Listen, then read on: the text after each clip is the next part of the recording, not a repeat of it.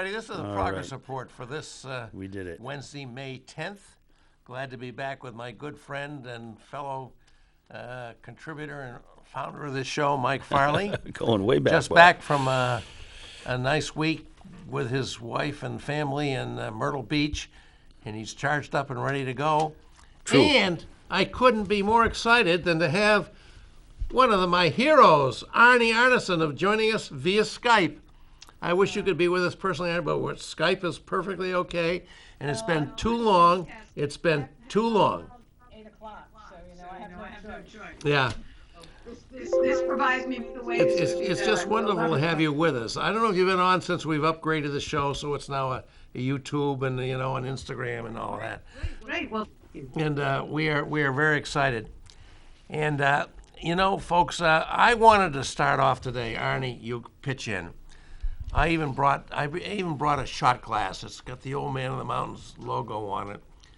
And I wanted to propose a toast, but I'm told that that's not a good idea. Oh, we have to abide by the We rules, have to abide Bob. by the rules. Yep, even though we have been caught breaking them several times. So. Yeah, it was your fault with that goddamn green beer on St. Language, Bob, language. It's a family show. But in any event, I wanted to toast Marnie. I have a new American hero. you do. She's 79 years old.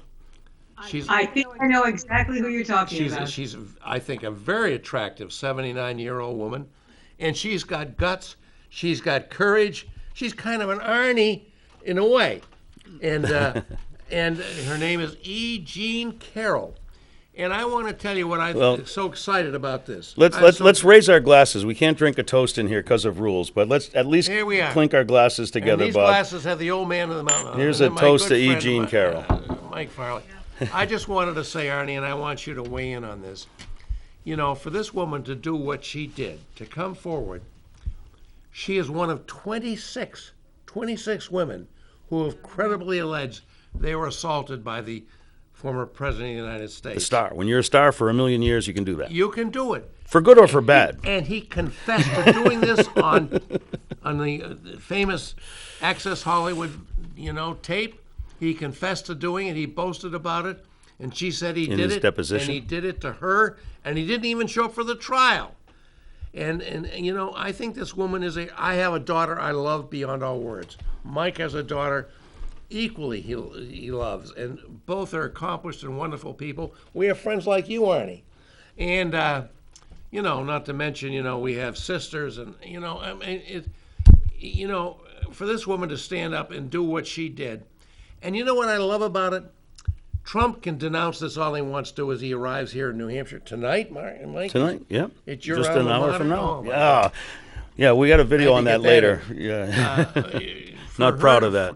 For her to bring this forward and carry it forward against this guy with all his mega, celebrity and resources and prevail on behalf of herself and so many other women, I just think it was spectacular and wonderful. So that's my new American hero.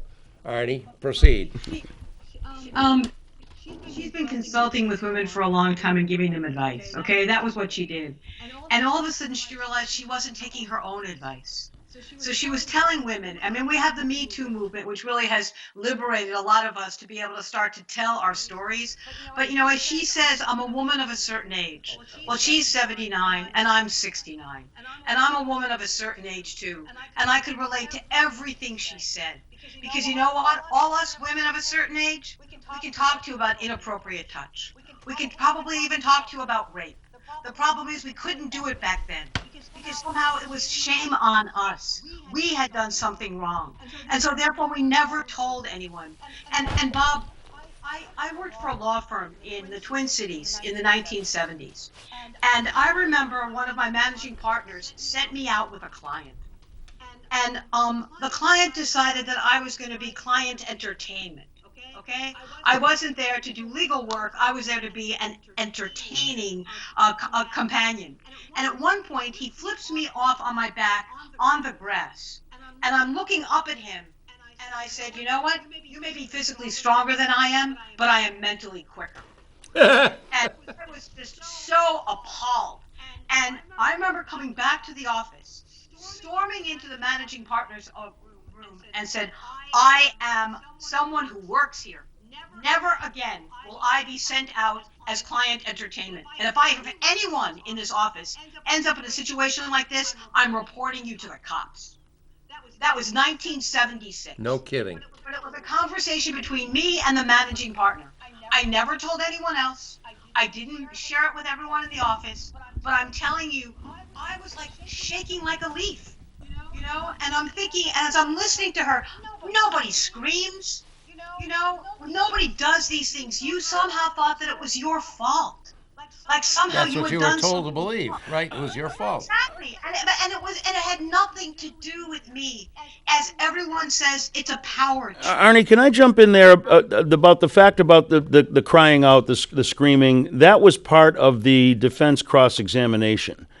And I mean, it's an old trope. It is the most. I mean, actually, apparently in the law there was a time when you had to do some resistance, or else, so it was a different situation. But that old trope will come back next week, next month, next year, in the next sexual assault cases. It's the oldest trope in the book. But I wonder about its relevance when the defense was, I wasn't there. I never met the woman. How is that relevant to that defense? She didn't scream, but I never met her. Wait a minute. Which one is it? She didn't scream, or you never met her? I mean, it's just, and was it at Bergdorf Goodman's? Is that where it was? I think that's where yes. Where did this thing take place? I've been to Bergdorf Goodman's. I've been to those dressing rooms. I get it. And you know what?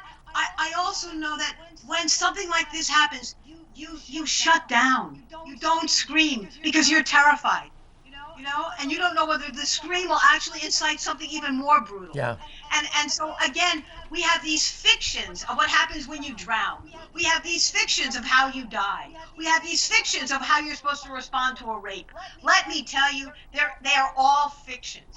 And each one of us responds differently and individually. But the fact of the matter is, I am incredibly proud of her, because not only did she show what is possible, but she also inspired a lot of us to tell our stories. Yeah. And you know what else, Bob? I'm thinking about this.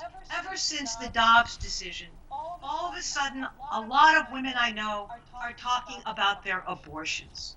Nobody ever talked about their abortion. Right. But all of a sudden, when they started to take it away, and we realized the consequences for our daughters, for families, for children, all of a sudden we had to start telling our stories. Because we wanted people to know that the woman that had an abortion wasn't, some 17-year-old who got knocked up. It was women who were in their 40s, who had 2 children, who decided, I can't have a third. We had to start telling our stories. That's what happened with Dobbs. And what happened with E. Jean Carroll is that women now are telling their stories. Yeah. And their stories are so important. Well, this woman, I think, was so courageous. I thought about my daughter, who I love beyond all imagining. If she told me that something like this happened, would I tell her to go to the police? I'm not sure I would. She'd have to go through the whole thing again and again and again before the police, before the preliminary hearing, at the trial, and relive it again. So there's every incentive to just stuff it. And this woman didn't stuff it. She came forth and spoke for many. Well, many, actually, many she did for many years. She did well, for many that's years. That's true. That's a good point. It was only with the arrival of the Me Too movement that, from what I understand from the reporting, that motivated her to write her book and to make these claims. And of course, and then Trump played into her hands with the defamation, and I believe defamed her again today. That's all he knows how to do. But That's the only defense. but what follows on this? I mean, this is I think a good thing for the betterment of our society, for women. I hope that other women are encouraged by it and emboldened and empowered by it. But Trump moves on without skipping a beat. $5 million is a penny to him. And he's up. Good luck on her collecting it. That won't be ezy to do. But it was never about the money. You know that. Yeah. And No, I know and that. they I'd didn't like to even see put a him pay number it on it to the nonetheless. jury. And more importantly than that is that let me just say something too. Part of the reason why women don't want to come forward about a rape is they've already been destroyed once. That's exactly And to right. go into a trial is to then again feel publicly destroyed again. And it's very, very hard to relive it. You know she cried. You know what she talked about. This is how many decades later. And still it was so emotional. And let me just also remind everyone, well, people kept saying, well, she couldn't remember what year. She couldn't remember what date. Let me remind people, I don't remember dates. I don't remember months. I remember emotion. I remember who touched me. I don't have the date in my head, but I have the feeling in my body of what happened. You're not going to go down and sit there and say, oh, it happened on June 11th at 12:45. And you don't remember those things. The things you remember are how you felt and how you were touched. That's what you remember. And that is totally, totally understandable. You know what? Sometimes I forget the day I married Marty. But I can tell you every emotion I felt that day. I may not remember the day, but trust me, I We remember fondly you and Marty were such a great team. But I want people to think about that. That's how they live their lives. Dates aren't important, but how you feel is. And that's exactly what she shared with the jury. And the fact that the jury came back in 3 hours is mind-blowing. It absolutely is. Absolutely is. There's a couple things about this case that I keep hoping that something is going to bring Trump down, even in the eyes of some of his most fervent supporters. Nothing ever seems to. But this has a couple of things that are unique. Number one, this wasn't a politically appointed prosecutor or an elected prosecutor who was a Democrat that's filing criminal charges. This was a private citizen who got assaulted in a dressing room at Bergdorf Goodman in Manhattan. And so that's one thing. And the other thing is, of course, he's going to appeal. But this appeal's crap, because this was the finding of the jury. Appeal courts don't upset jury findings if they're properly charged on the law. So, he's not going to get anywhere with this appeal. So those are two things that I think are really important about this case. But the jury was actually so sophisticated. They did not find him liable for rape. No. They found him liable for sexual abuse. They didn't use a blunt instrument. They heard every word. Yep. Heard every word. They were discriminating. They were smart. They were focused. And they got it done in less than 3 hours. As everyone says, the thing that hurt Donald Trump was Donald Trump. Yeah. That was what, once again, he condemned himself. Yeah. And what is more amazing is I think one of the members on the jury he voted for Donald Trump. He reads a lot of the sort of, the far right media and all this stuff. And everyone's like, there's no way they're going to get a unanimous verdict. Not with this guy. Well, what does that tell you? That after hearing everything, so he wasn't distracted by Rush or Fox or Q1 or whatever. All he could do was listen. And when he could only listen, look at the result he came up with. Oh my God, that to me is the most telling. That juror is the one who also I have huge respect for. Huge respect for. I hope he's representative of many Trump's people who will now say, this one is too much. But we shall see. We shall see. I think the biggest fear right now is what's going to happen in 2024. And we saw the new poll that came out where Donald Trump was beating Joe Biden. And I think that's an outlier. I think we have to talk about that. But I do want to say something else.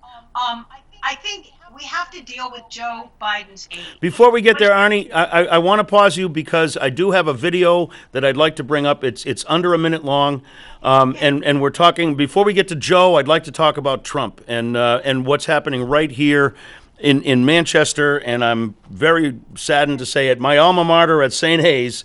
But Brendan, could you put that up? It's very quick, folks. Former President Donald Trump will be on the St. Anselm College campus later this week. He is taking part in a town hall going to be hosted by CNN Wednesday night in primetime. Now, the event is proving a bit controversial. Some St. Anselm students and staff have signed an online petition saying the college should not be giving him a platform, but St. A's president says the school has impartially hosted every major presidential candidate dating back to the 1960s. So there it is. The video was of Trump at the Red Arrow, signing red hats, waving to everybody, and the report was that he is out at a CNN-sponsored town hall at St. A's at the IHOP, the Institute of Politics. giving him a major platform. Their position is that they have, without bias, given a platform to every major party presidential candidate for many, many, many, many years. And I think that's the problem. None of them supported an insurrection. None of them were convicted or found yesterday liable for sexual assault. The normalization of Donald Trump by my alma mater is an example of what's been going on across the country by the news media and everyone else. So I know we want to get to Joe, and I'd like to do that. But before we do that, can we talk about this? Jeff Greenfield tweeted out something yesterday, and Jeff Greenfield is a commentator on CNN, and he said, "Oh wow, with that indictment, it's going to be must-watch TV tonight on CNN." And I'm thinking, "Oh great, look at his reaction. Must-watch TV. It's about ratings. It's about profit. It's about money. It is not about democracy. We have learned nothing, and CNN doesn't want to learn anything because it doesn't care. Because in the end, as Jeff Greenfield said, it's must-watch TV. Why? Because he's been found liable for sexual abuse. And let's also remember, this is at your alma mater. It's a Catholic school. Yes. Let's talk about sexual abuse in the Catholic Church. Oh my! No, I'm sorry, gang. I am sorry. This is outrageous.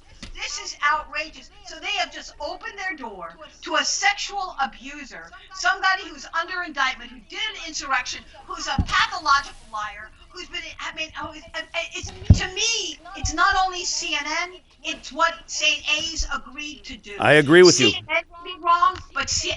A's is wrong as well. No, I agree that St. A's has made a... Let me make the St. A's line on this. I can't even get there. But, he is a major political figure in this country. He's a traitor.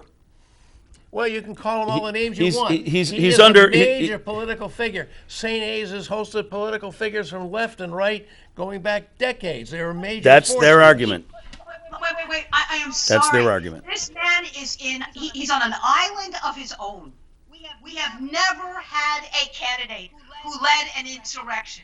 We have never had, think about all the things that, there are no norms anymore, remember? There are no norms. Well, if there are no norms, then you don't have to invite him. Because he's part of the no norms. Yeah. Because, yes, he may be the GOP choice, but he is not what we have historically understood to be a candidate. All right. Arnie, I'm going to go with St. A's on this one. I'll let the alums. We have I'm disappointed in them. I'd like to respond to the comment about the church as a whole, but we have a caller, and I'll leave that for another day. Caller, thank you for calling into the Progress Report. How can we help you? Hello? Hello, you're live on the air. Hey, hi. I'm watching tonight's program, and I'm a little bit concerned. I watch your program on a regular basis. Thank you. And I'm a little bit concerned. I'm pulled back. I know Mr. Backus's firm represents civil liberties and constitutional protection and whatnot. Yes, we do. And I'm aghast. I'm a little bit aghast.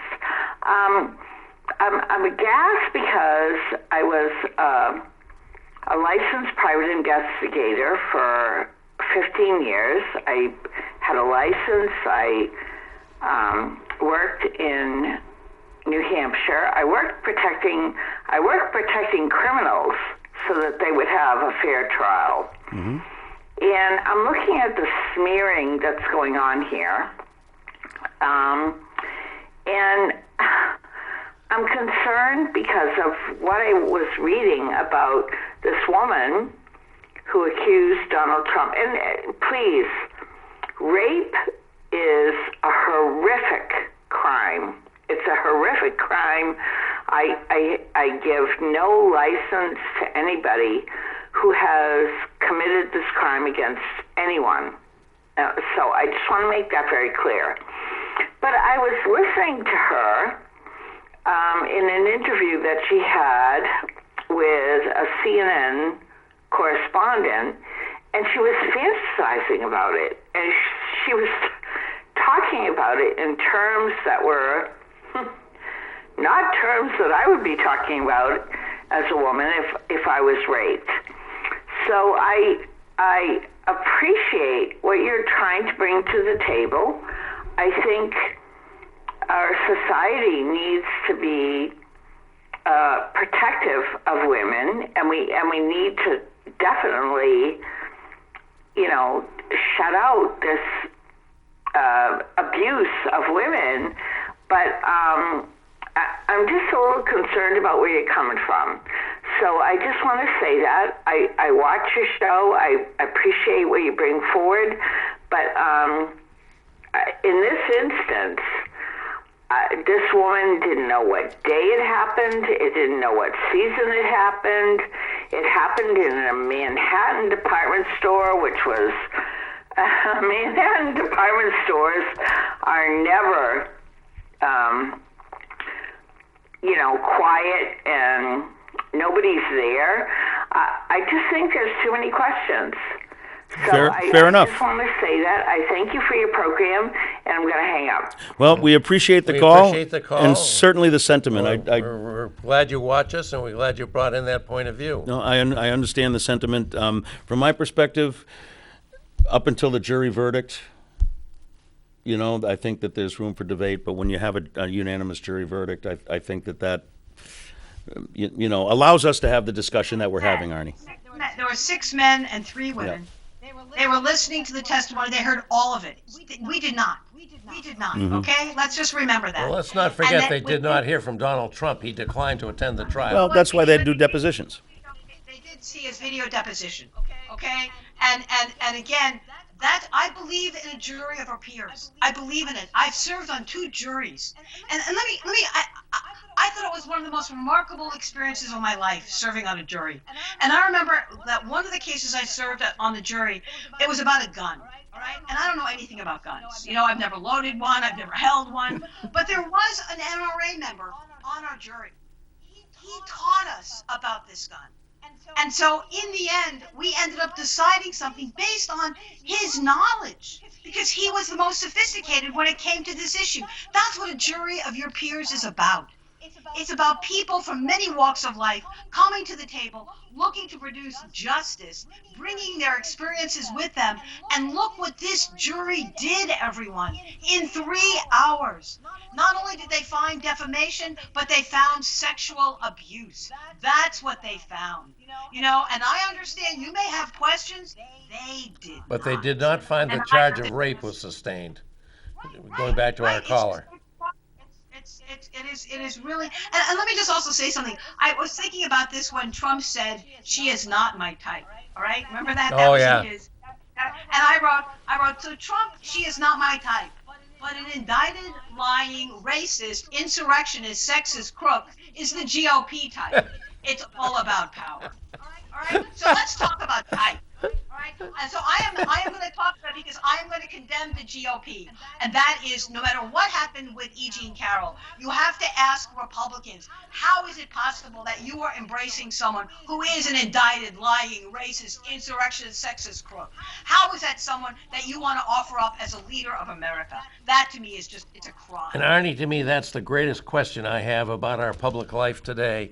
How can so many Republicans, who are American voting citizens, American citizens with the right to vote, how can so many of them believe this guy deserves to be elevated to the highest office in the land? Because the Even alternative, today. The libs are the worst humans to walk the face of the earth. Oh. Joe Biden has been a criminal for over 50 years. They're literally selling babies. They're attacking all of our children. They want to take our guns. That's. Yes, I do want to take your guns. I totally agreed. So do I. When 1 in 20 Americans own an AR-15, there is something wrong with America. This is not a gun. It is a weapon of mass death. Yeah. I don't know. I just can't figure it out. I think we lost Arnie. Oh no. I hope she calls us back. Hope she will. And there's the great New Hampshire rural internet that we have. Well, Arnie's always great, and we hope she'll be back with us soon. I'll pick her up when she calls back. I don't know that I want to say much more about E. Jean Carroll, except to me she's a new American hero, along with Rosa Parks and Harriet Tubman. And, well, I may be going a bit overboard with this stuff, but, the courage it took to come forward. And She's coming back. Oh, okay. Thank you. And to come forward and put up with what she had to put up with. And I also think her lawyers did an absolutely outstanding job. And I don't know if you heard her post-verdict interview where she went up to talk to Donald Trump's lawyer and said, "I know you're a good lawyer. I think you did a really good job." And he had said at some point to the judge, I have a client with some control problems. Oh, yeah, he has some control problems. And she said to him, I know he did it, and I know he did it. And he did not say anything, but he did not contest her version of that. Want to take this incoming call? I bet it's Arnie. It could be. You never know. We hope it's Arnie. Hello, welcome to the Progress Report.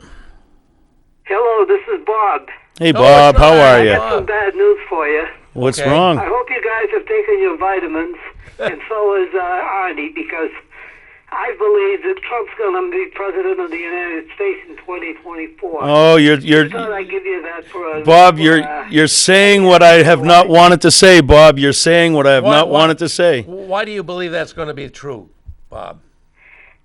Because he's Trump, and because the Republican Party is the party.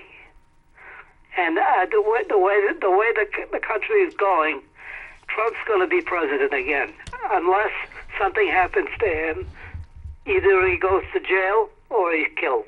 Oh, don't perish the thought. Let's not go there. Well, Bob, But I share a concern with you, Bob, because I think if we're heading for a recession, and many people say we are, that'll make it very tough for the Democratic candidate for president, who I think will be Biden, to prevail again for a second term.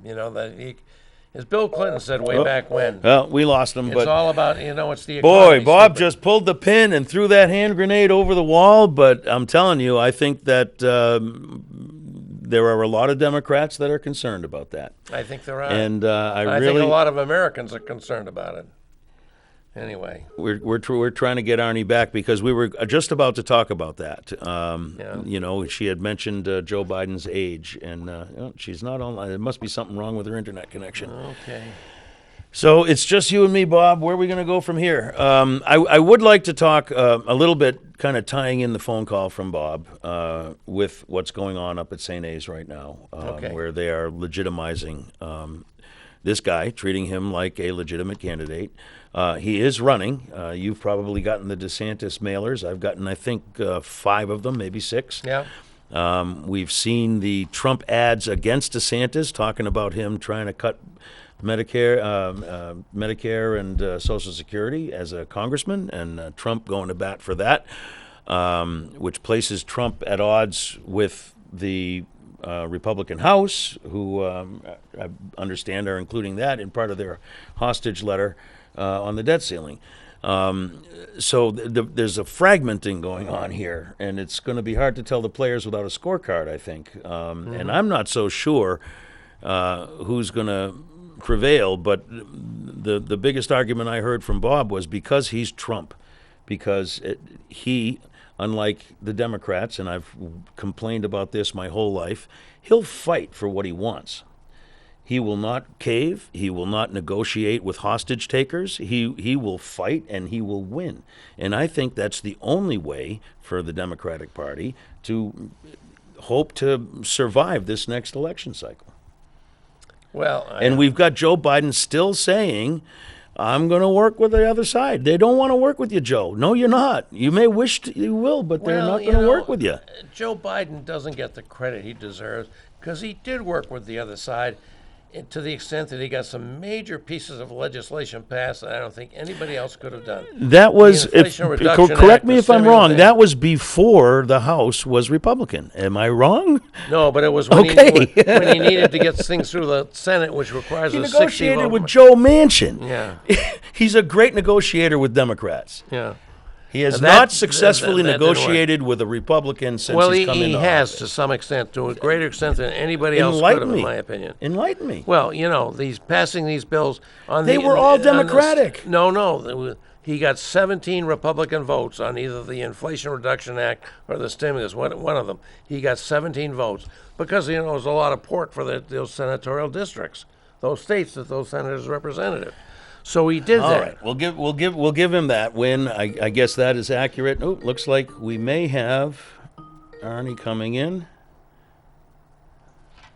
Hey, you're back, Arnie. Excellent. I think you might have just you might have just avoided a fist fight between me and Bob talking about Joe Biden. So I'm glad you're back to referee this event here that we're entering into. Sorry we lost you.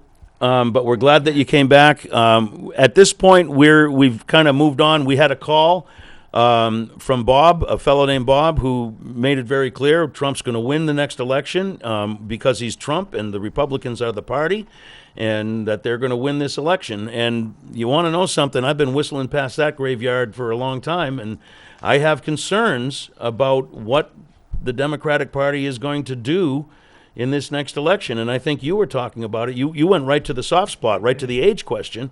So why don't we jump in there? The reason I went to the age question, you guys, is because I actually think that we have to confront the age question. Because I am not voting for Joe Biden. I am voting for me. Okay? I am voting for choice. I am voting for health care. I am voting about guns. I am voting about the climate crisis. I am voting for my daughters. I am voting for public education. Joe Biden is the vehicle. I am the damn driver. Okay? I am the driver. And the reason why we have to confront the age question is if it isn't Trump, if it's DeSantis, if it's Abbott, if it's Nikki Haley, it doesn't matter. They're all working off the same script. So we have to deal with this because it's not going to be necessarily a Trump versus Biden, but it is going to be Biden versus what the GOP stands for. And so this is what I did the other day. I wrote something up. I wrote, this is how Joe deals with the age question. You ready, everyone? Biden. I'm not getting younger, but I'm not waging a war on women. I'm not getting younger, but I'm not lying to you about the climate crisis. I'm not getting younger, but I'm not trying to prevent blacks, young people, and the poor from accessing the vote. I'm not getting younger, but I'm not a tool of the Federalist Society. I'm not getting younger, but I'm not dismantling the separation of church and state. I'm not getting younger, but I find it unacceptable that too many of the richest corporations and individuals pay less taxes than a plumber or a bus driver. I'm not getting younger, but I find it terrifying that 1 out of every 20 Americans owns an AR-15. I would support an assault weapon ban. I'm not getting younger, but I find book banning an assault on freedom of thought and a form of censorship. I am not getting younger, but I'll protect the rights of LGBTQ individuals. I'm not getting younger, but I believe that the enormous weight of student debt is eating our seed corn and the burden must be reduced. And finally, I am not getting younger, but I believe that our children have a right to learn America's complicated history. Wow. And so, Wow. Hubba. okay, I am not That's getting a younger. wonderful. You should do a campaign commercial for Joe Biden on that alone. No, I swear to God, I don't care if he's 96, okay? I don't care if I have to push him in a freaking wheelchair. But the point is that when I look at what the Republicans stand for, whether it's Nikki Haley, whether it's Ron DeSantis, whether it's Donald Trump, you know what it is? It frightens me to death because it means that I almost like to vote for a Republican right now is suicidal. Because if you vote for a Republican, you are voting for the elite. If you are voting for the Republican, you are voting for an AR-15. If you are voting for a Republican, you are voting against women's health. If you are voting for a Republican, you're voting for big pharma. You're voting for big insurance. You're voting for corporations that don't pay a dime in taxes, but you must. And I'm looking at this, and this is not your father's Republican Party. Agreed. This is a warm-up act of fascism. Well, let me- And I'm Agreed. sorry, I don't care about whether it's Joe Biden or Joe Schmo. Right now, you cannot vote for Republicans because what Republicans have turned into is something that is not democratic and will not prepare us for a really challenging future. I am sorry, this is not partisan. This is about the only thing we have going for us if we're going to look forward as opposed to tear ourselves into the past. Wow. Well, that's some power. That's some powerful stuff. I mean, but it's I don't know what to say except bravo. And I would add, and you just mentioned it, if you're voting for the Republicans, you're voting for endangering the future democracy in this country. Yes. Voter you are. suppression. And please, everyone. But listen, the my Republicans husband don't was a believe that. Republican. The Republicans don't believe that. What the Republicans believe, and they watch one news channel, they watch Fox, and Fox does not report what's happening. Fox reports what the Democrats are going to do. The Democrats are going to take your babies. The Democrats are coming for your stove. The And your Democrats. guns. They're killing our babies. So here's the good news. We're coming for your babies. You're killing my babies. That's what you're doing. So suddenly it's like, I mean, this is like they have so distorted the conversation. But let's also remember, the Republican Party only represents about 40% of the entire electorate, if that much. And they're old, white, and dying. All right? And that's one of the reasons why they don't want young people to vote, because they know what's going to happen. Yeah. They don't want poor people to vote. They don't want people of color to vote, because they understand America is changing, and they don't want it to change. They want to own it. They want to control it. It is about their power. It is not about democracy. They don't care if they sacrifice the budget and send the world into a catastrophe, because they don't care. And you know what? I have to care. But you're preaching to the choir here. How does that argument get to the big middle that we have to persuade, the persuadable middle? How? There's not much middle anymore, Mike. I'll tell you how you do it. Remember when one of the guys at the mall, the shooting at the mall, and he saw a young woman that was bending over with her head in the bushes, and he pulled her up to see if she was okay, and she didn't have a face. And she didn't have a face, because that's what AR-15s do. They decapitate you. And yet you have to ask yourself the question, why do we need 1 in 20 Americans with an AR-15 unless you are out to literally destroy people? This isn't about your safety. It is about my lack of freedom. It is about my lack of liberty. I have to be afraid all the time. And I'm going to just share something that happened this weekend. My daughter sent me up to rural New Hampshire to pick something up for her. I said, fine, give me the address. So I drive up, and there's a driveway. But here's the kicker. The driveway to the right has a house, and the same driveway to the left has a house. And I'm going, I don't know which house it is. Is it the one on the right or the one on the left? And you got to be careful now.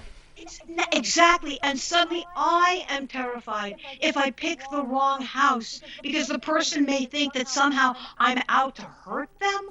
No, I'm looking for a worm farm. That's what I'm here to pick up. But I am afraid. And that's what I think people don't understand. That's what's happening with this assault on weapons, and what's happening with weapons. What's happening with Dobbs? Dobbs, we thought it was just about abortion. And now what are we finding out? We're finding out that women are sitting in parking lots because they have to almost die before a doctor can touch them, because the doctor is afraid that if they realize that the only way to save their life is to do an abortion, they have to talk to the lawyers at the hospital, they have to talk to the administrators at the hospital, and the woman is dying in her car. This is not about Dobbs. This is not about Roe v. Wade. This is about women's health. It is so complicated, and every woman should feel like somehow there is a target on their back. Mm-hmm. No, that was all passionate So and upset. informed and excellent. So that's why we'll love to have you back with us, Arnie. Arnie, would you be willing to talk about your own family situation with your daughter in China and getting her back here? Are you willing to talk about that, or would you rather not? Well, I finally we got her back, and she literally was in lockdown, everyone, for almost 3.5 to 4 months.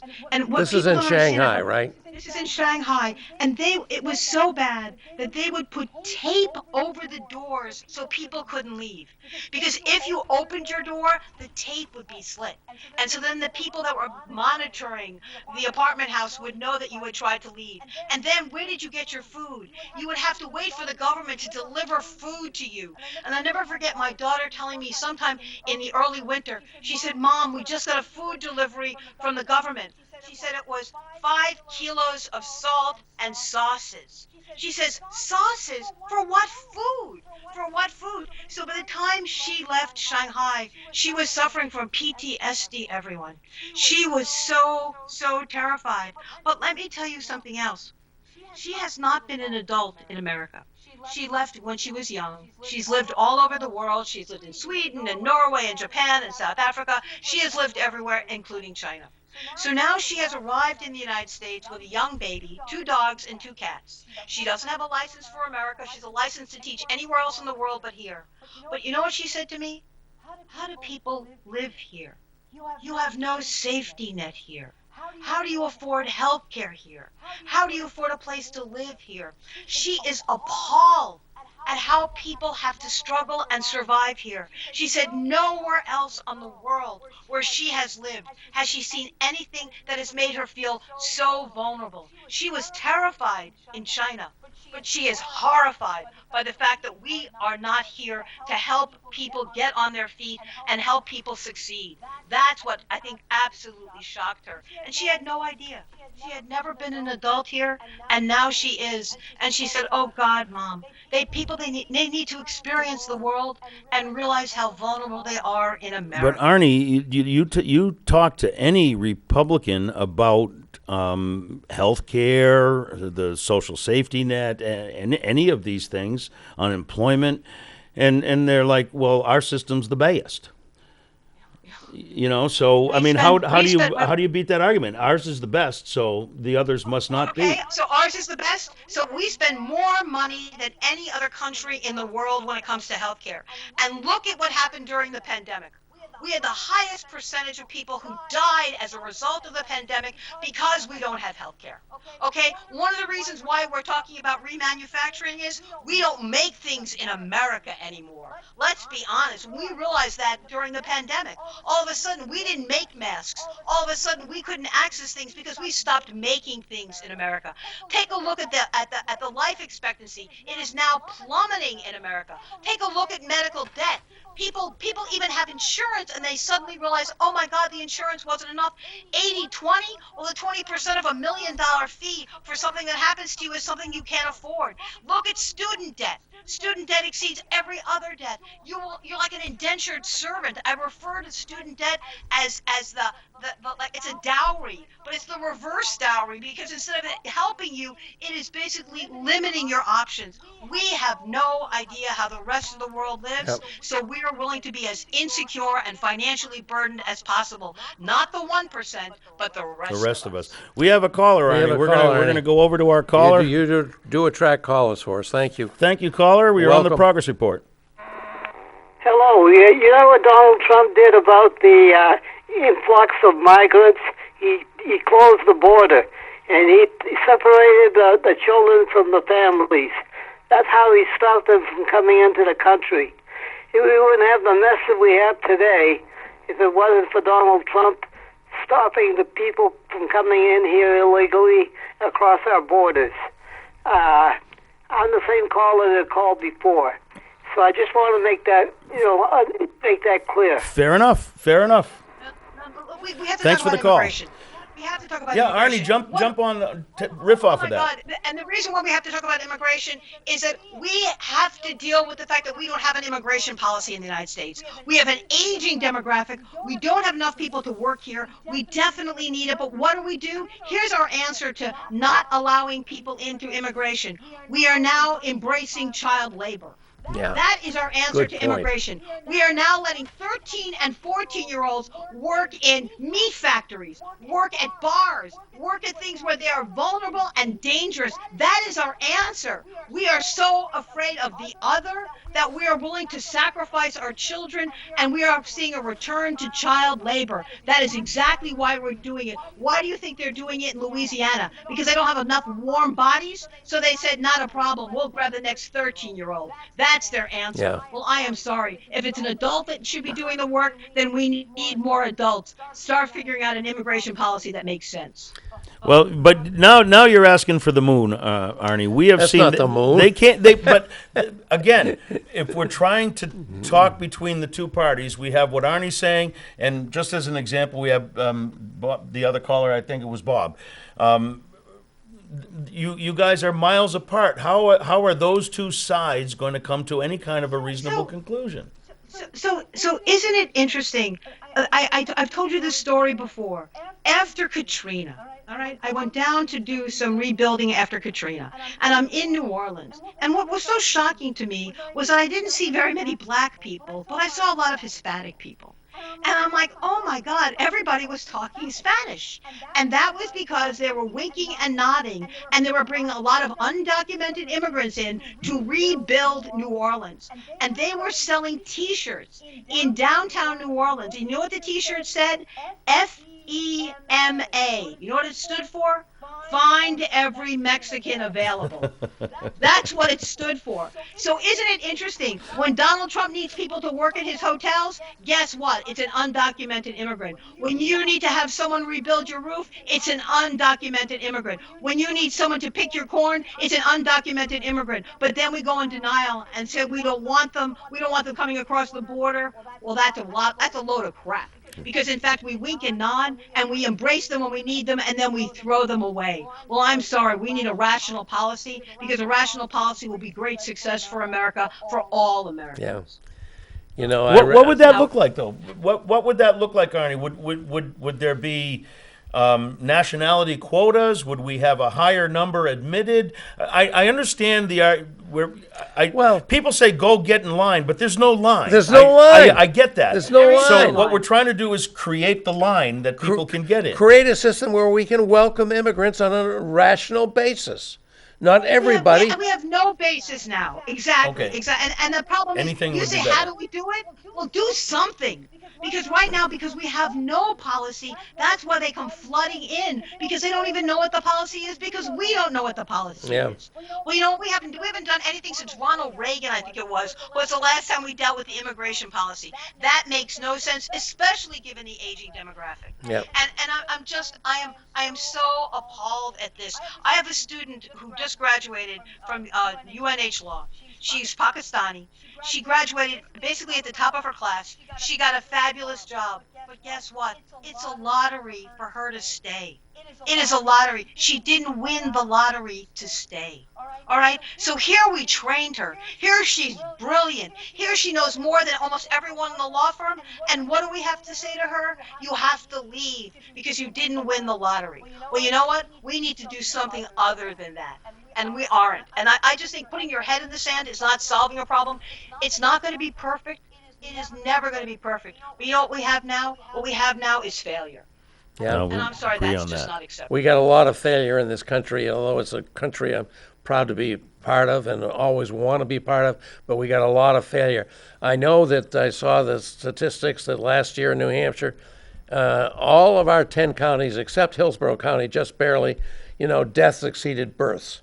So how are we gonna get the work done? We're all aging. We need people to take care of us in nursing homes, and even better if you can age at home in your homes. Where are we going to get the people to do that if we don't? You see what they pay those people? Yeah. Those home health care people? A lot of people would be willing to come here and work for low wages if we let them in. Well, that's not a right answer. I mean, it's not a good. The race to the bottom is not. I'm not sure I'm in favor of that. And let me just say why, Bob. You know why you don't want to pay them low wages? Then how are they going to afford the rent? Yeah. You know why you don't want to pay them low wages? It comes down to housing so often. All right, so we can't do a race to the bottom because that doesn't produce what we need. I mean, the other problem for New Hampshire, for example, is we don't have housing here. Let me share a story with you. I have a bedroom that's opening up because I have a student that's graduating. It has a single bed. It's a small bedroom. I put it up on Craigslist. Do you know how many people with families were asking if they could live in the room with a single bed? I had 3 people approach me on Craigslist. There were a family of 3 that wanted to rent a room Oh my with a gosh, single that's bed. dramatic. That's nuts. But Dramatic. that tells you we are not investing in our infrastructure, and part of our infrastructure are people. Our people. And that's another excuse, by the way, for basically overturning Roe v. Wade, because they want us to have babies. Now it's forced incubation, okay? So it's child labor, and now I have to be an incubator, because that's what they want me to do. That's what this is all about. Yeah. It doesn't solve a problem, it creates more problems. Yeah. Well, you made an interesting connection, Arnie, I'd never thought of, but I can count on you for this sort of thing. Our answer to not having the immigrants and we need to do the jobs we need to do is to begin child labor. And rolling back child labor back to the early part of the 20th century when we had child labor laws that were, egregious, and now we're going that direction again. It's just appalling. But part of the child labor and part of the no immigration is what are we doing with public education? What are we doing with public education? We're creating these educational savings accounts or these vouchers or whatever they are. And now suddenly it's not like we want to educate kids. We basically want to give the parents the money, all right? And they can homeschool or go to parochial school or go to a private school. And here's the kicker. We keep telling parents that this is about their choice. You know what? It's not. Because a parochial school doesn't have to say yes to you. Because a private school doesn't have to. The only place that you actually can go to is a public school. You're given money, but you're not given choice. Because the school has the choice, not you. And in fact, though, Not in those cases, from what I am understanding, at least here in New Hampshire, is that it's not necessarily moving new families into the private school market. It's just subsidizing families that were already there. So it's not even achieving a large number, the that's stated true. goal. Yeah. Well, but why do you want to decimate public education? Because in the So end, they'll you vote want worker Republican. bees. Education is No, bad. and so that they'll be in child labor. I mean, think about that. I mean, the whole thing it's so toxic. Yeah. And it's so obvious and it's so methodical. And that's another reason why in 2024 you can't vote Republican. And it's not because it's a Republican or a Democrat, because the Republican Party is no longer a party of democracy. It is a party of fascism. And if that's what you want, vote for them. But frankly, that's not why I raise my children, and that's not what I'm here to live for. Yeah. Well, it's wonderful to hear speak so passionately, because you've not been a Democrat for a long time either. You've been pretty critical of that party too, but today there's no contest, and you're right to point it out. I look, people used to beg me to leave the party all the time. Leave the Democratic Party, there's such a disappointment. And I said I have a choice. I can either leave the party or I can work hard to fix it. I can work hard to fix it. And it's not that when you're looking at the fact that corporations have so much money, and because we have never solved the problem of money in politics, you and I both know that that's what prevents Democrats from actually acting as Democrats. They don't represent working people more often than not. They represent corporate America. But you know what? Corporate America is now afraid of Republicans. Let me give you an example. Ron DeSantis and Disney. Yeah, that's the one. Right? The war on Mickey and Minnie is a war on corporations, everyone. So I want corporate America to realize suddenly who's your best friend? It isn't the Republican Party. It may be the Democratic Party. Yep. Shock of shock. Well, they donate equally to both sides anyway. They hedge their bet on that. I mean, it's. But remember what they're trying to do now with mifepristone, okay, the abortion medication. So here's the thing that really scares Big Pharma. So Big Pharma says, wait a minute, we don't like Democrats because they're going to control the cost of the drugs that we make. Here's what the Republicans are going to do. They're going to take the drugs completely off the market. So you have a choice. Do you want to make a little bit of a profit or no profit? I mean, again, I want people to understand from a corporate perspective, Republicans aren't good for you either, honey bun. Frankly, Democrats are more reasonable and you may have a shot. Yeah. Well, there's an interesting point. Well, Arnie, you're on target today, as wonderful as always, and I love the so fire. insightful, the fire and the passion, and the informed, insightful analysis. We all love it, and thank you so much for coming down and joining. How is your daughter and her she's got 2 children? You have 2 grandchildren there? So no, I have one grandchild. My granddaughter's name in Chinese is Gong Mei Jin. Her English name is Kina Margaret. She is a hot ticket. She's about 2.5. She speaks Chinese and she speaks English. And can I say something? She's kind. She's kind. Yeah, you told me. I can't believe I can say that about a 2.5-year-old, because that's a skill set that you acquire a little bit later on.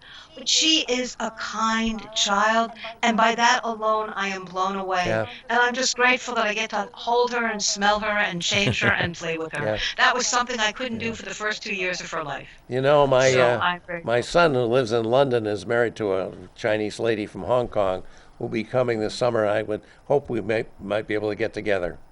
I That would absolutely be thrilled. wonderful. It would be a joy. My daughter-in-law is a very accomplished. She's a journalist for the AP and mother of 2 wonderful grandchildren, and that's something we may hope for. We will absolutely get them together. There is no That would question be about really it. wonderful. And I want to make America a great place for her. Yeah. This is now going to be her home. Yeah. I don't want it to be a disappointment. I keep apologizing to my daughters for the kind of world that we have now. I don't want to apologize to my granddaughter. Well, fortunately, we still allow people like you to speak their minds, and maybe it has an impact. We hope it does. Well, I'm just telling you right now, Joe Biden is my vehicle. I am the damn driver, and I'm gonna drive it so that I can make sure that we have health care and education, and there's no more student debt, and we can deal with the climate crisis, and we can deal with rising sea level rises. I want to protect all of If us. anybody's going to save this planet, I think it may still be this country. No, Mike, we're at the end. we're at the end. Thank you, Arnie. Arnie, this has been wonderful. We're so glad we got you back after all this time. Oh, no, Check it out on thank YouTube and see what you think. It'll be up about Friday. And I don't know what we're going to do next week, Mike, but the week after that, We'll we're do going something, Bob. Matt Wilhelm will be with us available Good. the week after Good. that. That'll be a good show. And that'll be a really good We'll show. have an even better one next week, though. We'll come have up a with better one something. next week. We'll find something really tough to top Arnie, but we'll try. Thanks again, Arnie, and it's wonderful to be with you again. It's been too long. Folks, take care. We'll see you next week.